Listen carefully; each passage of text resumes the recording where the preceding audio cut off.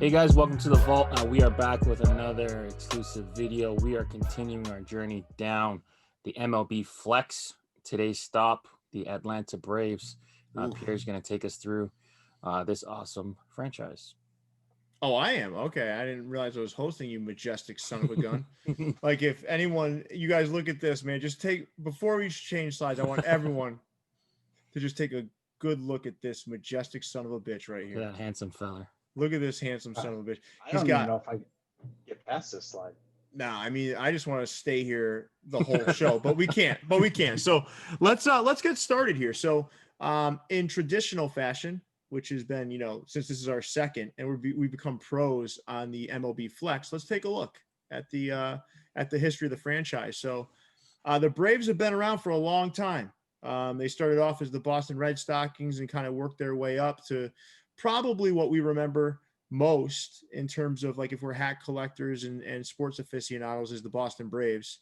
And then they had a brief stint as the Boston Bees, went back to the Boston Braves, then Milwaukee, and to what we know now as the Atlanta Braves. So they've had a long history. I mean, we're talking, they've been around since 1871. So pretty, yeah, a little bit different than what we saw with the Arizona Diamondbacks, right? But they've also, their home stadium is Truist Park. That they've been in that park since 2017. It was originally called SunTrust Park, and that's probably what most people remember because of the inaugural season patches you're seeing pop on these caps. They've had 3 World Series titles: 1914, 1957 when they beat the Yankees, and 1995. I believe they beat the Cleveland Indians that year. If I'm not mistaken. So 3 championships. They're also pretty well known as being the Buffalo Bills of Major League Baseball. In the 90s, just losing, with loaded teams, losing several World Series. Right? Mm-hmm. They've had 17 NL pennants, 15 NL East Division titles. This is interesting. 5 NL West Division titles, probably when they were in Milwaukee, right? And the first part of when they were before Atlanta. Before there was realignment, right? Yep. And they hosted the AllStar Game 3 times in 36, 72, 2000, and they will be hosting in 2021. Hopefully, yeah. And then top 10 next. Oh, so we're going to jump into the top 10 Braves players. So Jason, he just thinks Dale Murphy is dreamy. So Jason, I'm not the only one. No, you're not. If this was the most attractive Braves players top 10 list, this would be a number 1 for sure. Mm-hmm. Okay. Much like for the Arizona Diamondbacks, Randy Johnson was he was a looker. No, number 10, Dale Murphy. I mean, solid player, right? Yep. Power hitter. But he wasn't like, a superstar though. He was MVP 2 years in a row in the early 80s. That doesn't happen too often. But he played, when he was with the Braves, they were not very good. So I think he kind of gets lost in that era. But yeah, great player. Great first baseman. Number 9, Andrew Jones, who was, I think, is in the debate for probably, amongst the best to ever play center field. Right? I would say defensively. Yes. Yep. Power hitter. Definitely belongs in the top 10 of this organization. But what was astounding was his defense in center field. I mean, he was a power hitter. He certainly was a threat at the plate. But what I remember most about Andrew Jones was his defense. He had a cannon. Could cover all of center field. 10-time Gold Glove winner, 10 times in a row. Yeah. It's just incredible. Yeah, and in center field, what he was known for wasn't necessarily for this blazing speed. It was more route running. So he knew exactly where to go to get to that ball. So off the bat, he knew where that ball was going to end up in the outfield. So Andrew Jones, incredible player, a strong number 9.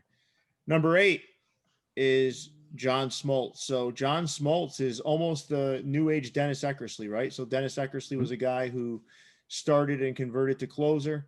And he went in the Hall of Fame with an awful lot of wins and an awful lot of saves, very much like John Smoltz. I unfortunately saw the bad end of John Smoltz once he got to the Red Sox on the tail end of his career, but John Smoltz was a staple in that rotation and eventually the lockdown guy at the end of games. I love watching him throw. He would just come in, walk in, and just dominate games. The only thing I hate about him is him as an announcer. So number 7. I would agree. Tom Glavin. So Tom Glavin was right there with Smoltz in those rotations, right? And I remember Steve Avery. Steve Avery as a rookie back in '89 was a guy that was kind of alongside them. But Tom Glavin, another excellent pitcher. Do you have anything to say about Glavin, Jason? He wasn't overpowering. I mean, he had a good fastball and stuff, but his claim to fame was his pinpoint accuracy. I mean, he could knock a dime off the plate. Fantastic. Yep, great pitcher, and he was a staple in that rotation. Number 6, Phil Niekro. Now, Phil Niekro, listen, I got to tell you guys, there's nothing I dislike watching more than a knuckleballer. It's painful. I mean, and Phil Niekro was now, listen, that doesn't negate the career this man had, because you guys shared something very interesting before we went on here, that Phil Niekro had won 120 games after the age of 40. Yep, major league record, 121 games. Absolutely insane. But it also goes to show that, you can throw a knuckleball until you're 50. But nonetheless, this guy definitely belongs in the Braves top 10 and fits in nicely at number 6. Number 5, we go to Warren Spahn. Warren Spahn, absolute dominant pitcher in his era, right? Hall of Famer. This is a guy, he's one of those legends you think alongside of like Bob Gibson and some of these other pitchers that were, that were just dominant, that we didn't get a chance to see live, right? But these guys are the stuff of legend. Yeah, and the not interesting part about him, he had 3 years cut off of his career because of World War II. So he could have been even had more wins, more strikeouts, everything. So what was his win-loss record? 363, 245. Jesus. Yeah. Well, he lost a lot of games too, but that's probably because he was playing with poor teams, right? Yeah. Yeah. So coming in at number 4, Greg Maddux. Now this guy, you talk about pinpoint accuracy. This guy was incredible. Incredible. I'm not really sure what his strikeout to walk ratio was, but I will say he didn't strike out a ton of guys, but the guy never walked anybody. He was the epitome of a control pitcher. Like this guy could literally control a game with pinpoint accuracy, game in and game out. This was the kind of guy that, he wasn't going to give you much to hit. He was the most unassuming, dominant guy in baseball history, in my opinion. You'd look at him. Yeah. He looked more likely to be he looked more likely to be teaching a math class than pitching a Major League Baseball game, let alone be a surefire first ballot Hall of Fame pitcher. But Greg Maddux at number 4, I would argue, in my opinion, if it were just my list, he was the number 2 Brave of all time. Yeah, he definitely did school a lot of batters, that's for sure. Him and Tony Gwynn. There's some statistics. I'm not going to go into them now, but if anyone wants to see something interesting, take a look at the Tony Gwynn versus Greg Maddux statistics. It's an ode. It's an ode to Tony, I'd say. Yeah. Eddie Matthews. So there was 2 just absolutely fantastic third basemen in the history of the Atlanta Braves. One being Eddie Matthews. The other we haven't seen yet on this list. Eddie Matthews was a power hitter. Hit for a good average, right around the 300 mark. A tremendous third baseman.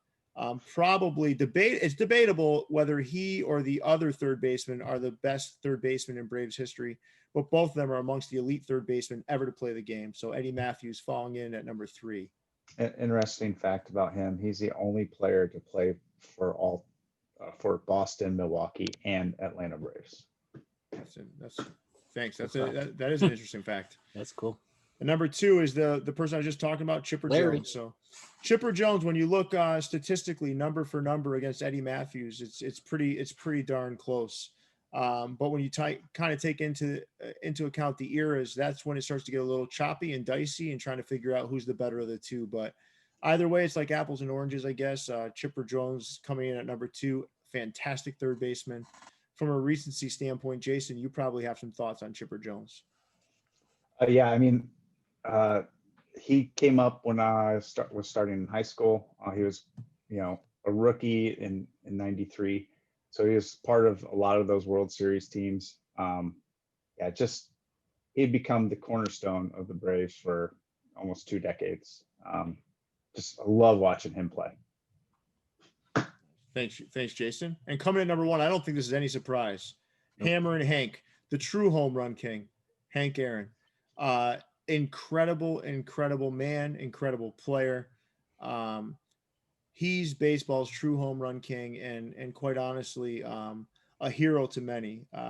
Hank Aaron is on my Mount Rushmore of MLB players of all time. And listen, man, this guy has a humility to him too. When you hear him speak, that's impressive. This is a guy who just really owned the game, in terms of his power, and look at him, spindly at that point, right? Like it doesn't look like one of these steroid freaks you see nowadays, and just an incredible human being, incredible player. And I can't think of a more fitting number 1 player in the top 10 players of Braves history. Perfect. Thanks, guys. This is a little Cliff's Notes version. So the big controversy for you, Pierre, you would flip Maddux over the 2 third basemen and then flip the order of the third basemen.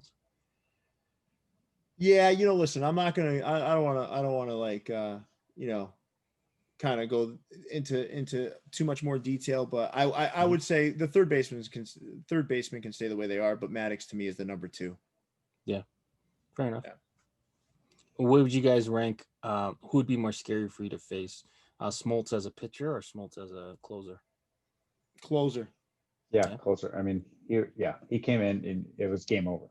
Yeah, fair enough. Okay, so let's move on. Until he went to the Red Sox. Right. Let's move on to on fields. Yeah. So I think really what we want to do here is just really pick, there's been a lot of on fields in Braves history, right? So, I'll share my favorite. My favorite is that lowercase a that came from that 70s era. A lot of people don't like that. I love that one. That to me is so nostalgic and cool. It's got that cool factor to it. I absolutely love that. But I'd love to hear you guys, what you guys prefer for the on field. Like, what's your favorite Braves on field of all time? I like the alternative logo, the A with the tomahawk. I'm a Braves fan, so I really love them all. But yeah, the A with the tomahawk kind of blends both of their logos, their jersey logo and their hat logo, and yeah, it's the one I have on. Yeah, I just love that thing. Yeah, it's pretty cool. Leon, how about you? I'm gonna go with the current. I guess their primary. So it'd be the red button, navy crown, red visor. Something about it just brings me back to my childhood. That's the Braves that I know. Yeah. This is the first fitted I ever bought. That's when the Braves were on TNT and Turner Field. Yeah, right? Yeah. Well, TBS. TBS. That's right. TBS. Yeah. No, it was TBS. You're right. It's TBS. Yeah. I stand corrected. Yeah. So that'd be probably my favorite. But yeah, let us know in the comments what you guys think the all-time best Braves on field is and which logo and which colorway. That'd be pretty interesting to find out. But yeah, moving forward, I think we're gonna go back and analyze some of the previous iterations. So first one, Boston Braves. Yeah.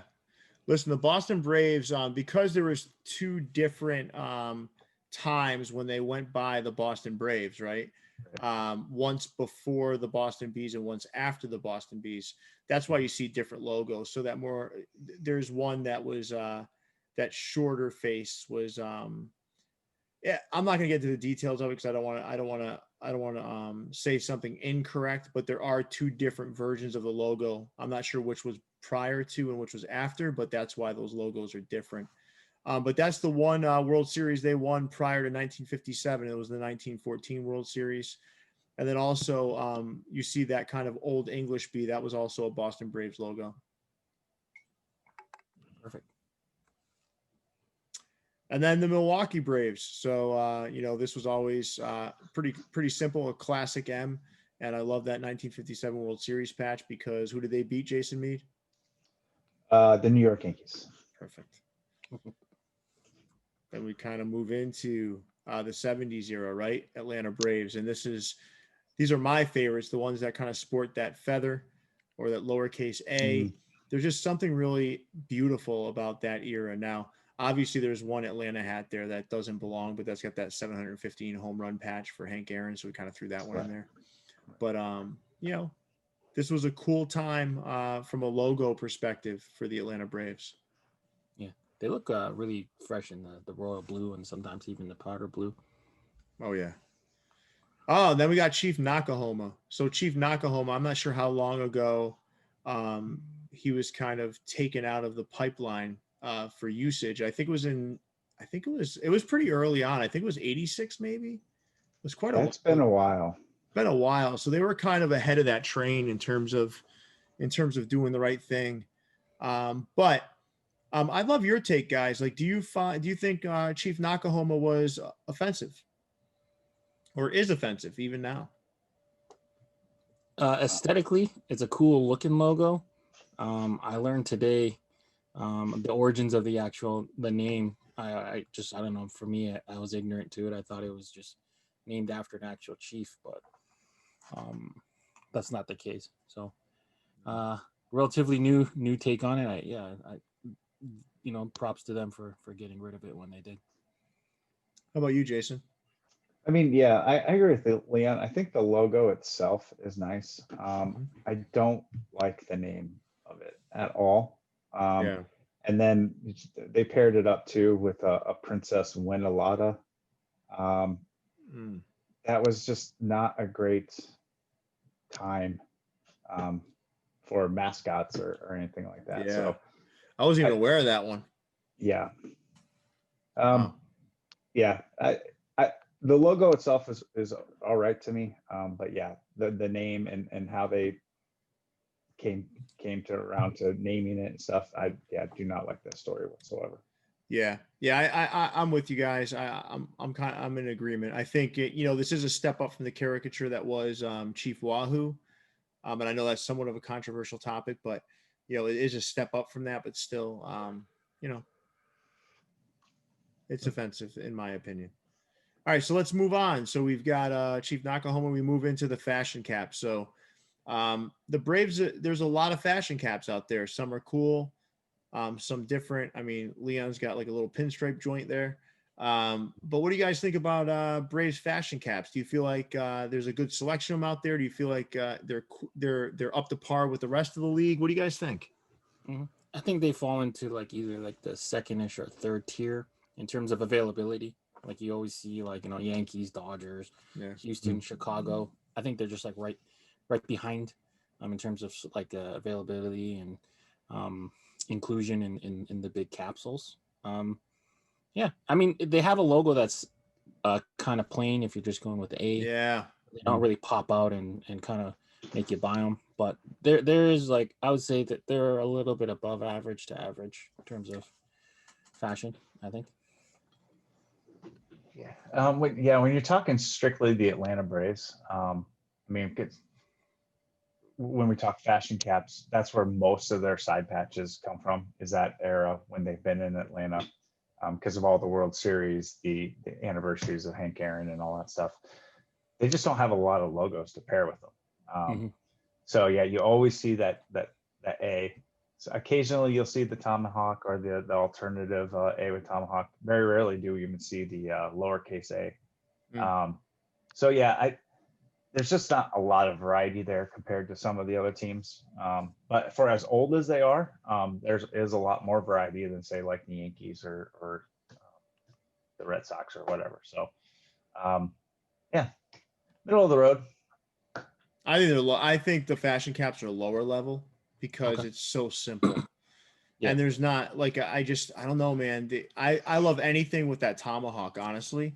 Yeah. But if you look here, like the ones with the peaches are kind of cool. You know, you got to do really off the wall stuff to make these cool. But even like if you look at that new era cap with the Atlanta kind of emblazoned on the side with a tomahawk, that's cool. Yeah, it's badass. But you take the tomahawk off these things, man, it's just not the same. Right? Yeah. Well, that's our take on fashion caps, right? Yep. Moving forward, we're going to talk about some of the hip hop influences.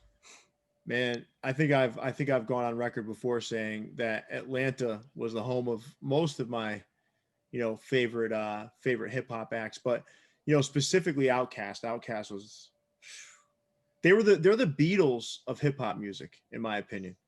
And I know people laugh every time I say that, but look at the number of hits they have. I'm telling you, man, they were transcendent. And I'm in the minority, man. I liked Big Boy better than Andre 3000, but I think what rings true here is it's just like a cultural mecca for like hip hop music, R&B. It's just got so much more than just the Atlanta Braves, right? 112, my favorite R&B group too, came out of there. I love the. I don't know, man. The city of Atlanta had so much stuff I loved, man. Yeah. So much stuff I loved. And then two that I guess will kind of forever be tied together because of when they released, Offset and Manolo, in terms of hats. Yeah. I think we did a little versus video on this, right? That you guys can find in our catalog, where we kind of pitted Offset versus Manolo. And listen, man, there's a lot of like city flavor in both of these, right? So it was really cool to do that versus, but we're not going to really spoil things here by saying Manolo came out on top, not only in our eyes, but also in the eyes of our viewers and the folks that follow us on Instagram. So, but cool stuff, man. These things are cool. I want to see more stuff like this for not only Atlanta, other cities. Yeah, for sure. Yeah. But I think this is where Atlanta really shines, though, is all this hip hop and R&B influence and the crossover between the two. They love the Atlanta Braves. And it shows in the love they put in some of these hats. So, I think that's where Atlanta has a leg up in some of the fashion caps. Agreed. Totally agree. All right. So, some World Series patches, right? A lot of them loser patches, but we got the 95 World Series, which I think it looks fantastic when it's all golded out like that, right? Beautiful patch. I mean, that is a beautiful. I know people get bored with the 90s patches because they all look very similar, but a beautiful patch. And you got the 99 World Series, which was a loser patch. You got the 57 World Series patch there, and the 1914, which were both winners patches. One when they were in Milwaukee, the other one when they were the Boston Braves. But also, I think there's other loser patches in the mix, right? You can see them out there in the wild, but I didn't. 92. Yeah, I didn't put them. Yeah, 92, of course. 90 and 91. Yeah. Don't get me started at 91. Yeah. But, all right. And then AllStar Game. I think this is probably one of the coolest AllStar Game patches of all time. The 72. It's got the feather. Just a fantastic looking patch. I don't know, man. This is a badass patch. What do you guys think? I like it. It's like lifted straight from a jersey. Yeah. I thought I liked it better with the A, and then Hat Clip did it with the feather. I'm not mad at that. So I'm not mad at it, but I prefer the A. Fair enough. The A is more like I guess accurate or whatever. But just seeing that feather on the front of a hat, you don't normally see it. So when they started doing that, that was pretty cool. I do like it. Listen, I want to be clear, guys. I like it with the feather, but it's almost too much feather for me. Yeah, it's like a double feather. Yeah. Fair enough. All right, and then we get into that's it. Our top tops. Our top list, right? We're not going to say a number because I couldn't narrow this shit down. So I know Jason's going to show off some of his recent stuff, right, Jason? Yeah. Stuff I picked up in the last, I would say, year probably. Sports World has gone crazy with this SunTrust Park 2017 patch. I got a few of them here.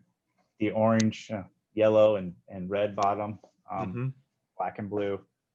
Yeah, pretty cool. They've done almost every color of the rainbow UV with this hat. Another recent pickup is again, yeah, Sports World. They give Atlanta a lot of love with the camo bottom olive. Yeah. And this is the final year of Turner Field. Yeah. Yeah. That's a patch that haven't seen too often recently.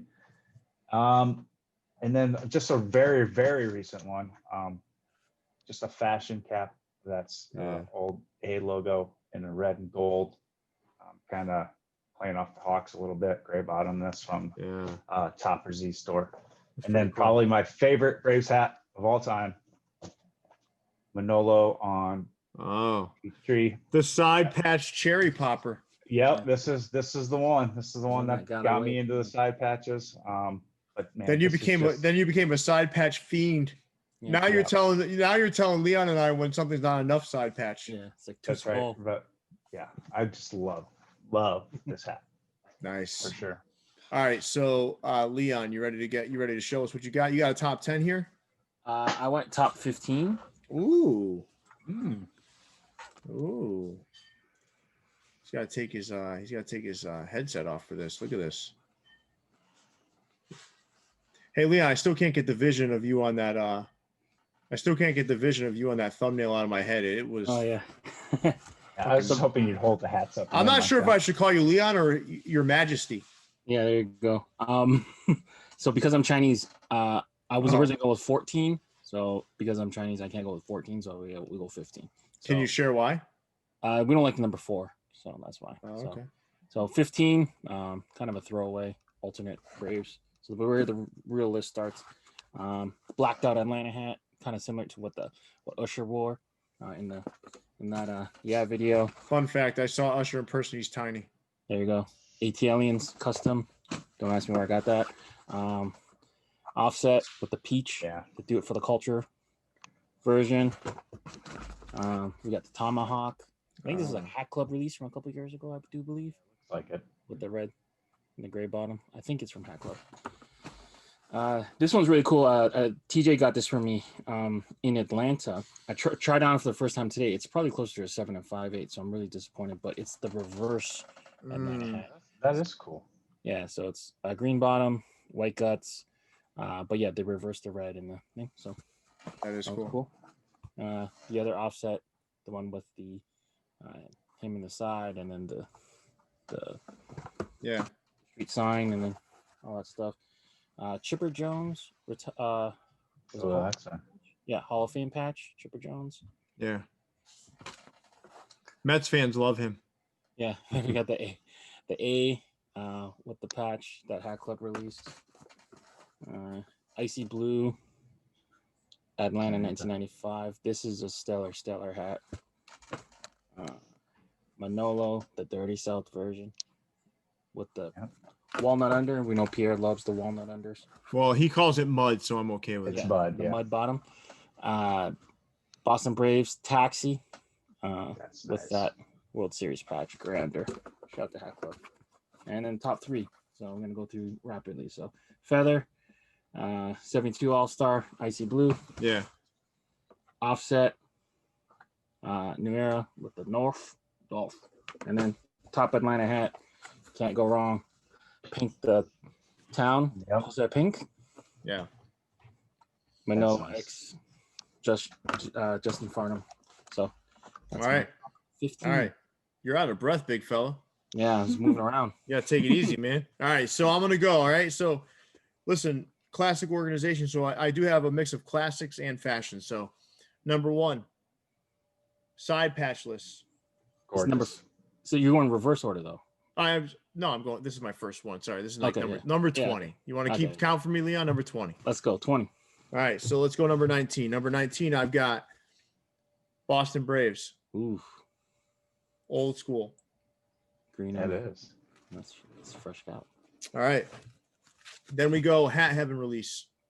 I just think there's something awesome about this all red Atlanta with the Tomahawk. Gray under? Gray under. Yeah. That's a nice hat. Never seen that blue one. outline. Yeah, that's nice. Next up, they were briefly the Boston Bees for about 4 years. This is a Hat Club release. This is not the one that just released. This I got this. I think it was a year and a half ago, 2 years ago. Yeah. Boston Bees.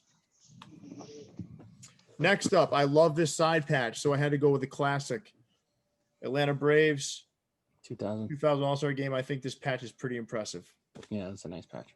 Next up, this was an exclusive fitted release. Boston Braves, but if you notice, it's got that metallic copper. Oh, that is cool. In the feathers. Next up, we got, now you're going to think, oh, Pierre, why are you pulling out an icy blue? No, I'm not. Green under, no patch, classic, feather, 1 feather, not 2. Boom. Next up, we got this one. This baby is how I think the 1972 All-Star Game should be represented. So you've seen this hat already, but you haven't seen it with that. This is coming in strong for me in my list. All right, next up, guys, we got the side patch cherry popper. Boom. Look at this thing. God, that thing is gorgeous. Absolutely gorgeous. Manolo on Peachtree. They canceled my order for that hat. Oh man. This was straight up. I doubled up on all of them. This is the straight up from the team store. Oh, that's cool. Jersey script with the jersey patch. Yep, straight up from the Braves team store. This is a beauty. I don't like white hats, but had to have it. All right, now I've got a 2-pack for you because I couldn't pick between the two of them. So you got the OG version of the Atlanta with the peach from Hat Club.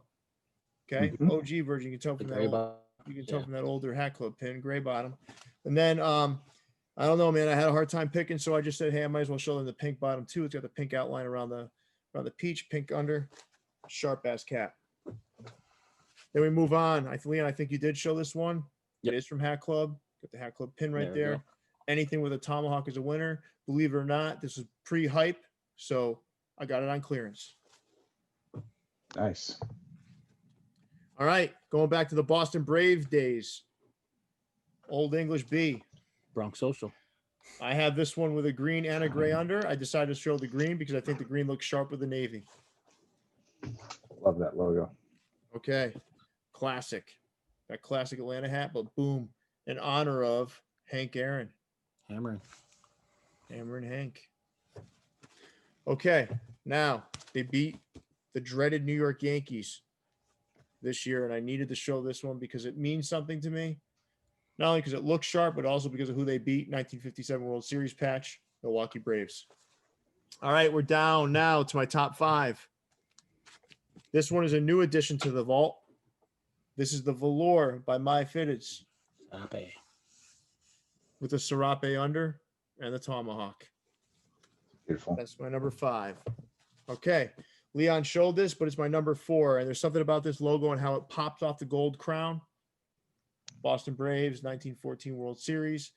I just think that logo is super impressive, especially with the red kind of headdress coming off of that gold crown. All right, coming at number 3. This one is a head turner. This is the 25th anniversary of Hank Aaron's 715 home runs, like you saw earlier. But this is a My Fitteds release, and boy, is this thing beautiful. There's a lot of color here, a lot of gold. This is a fantastic hat, and it comes in at number 3 on my Braves list. Number 2, whew. Since they finally figured out how to win a World Series, why not show this one at number 2? Look at this. Yeah. Green under. Classic. And number 1, same to Leon. And I can't believe, Leon and I agree on this, but we do. This is my number 1. There is something about just how dark it is, and then how the only 2 places that have color is there and there. Badass. That's my top 20. And I'm out of breath too. But listen, this was fun, guys. So we talked about a storied organization. Mm-hmm. We talked about their top 10 players. We showed off a bunch of hats. We love Atlanta. That's pretty clear, right? I could barely narrow this down to 20. You could barely narrow it down to 50. We love the city of Atlanta. We love the team. We love everything about it. Leon, take us away, friend. All right. Make sure you guys like, rate, review, subscribe, and comment. We will be back with some more exclusive content next. The next team up, we got to get our boxing hands ready. It's Oh, the yeah. Punchable Bird and the Baltimore Orioles. So until then, stay fitted, guys. We'll catch you soon. All right. Peace. See you, everybody.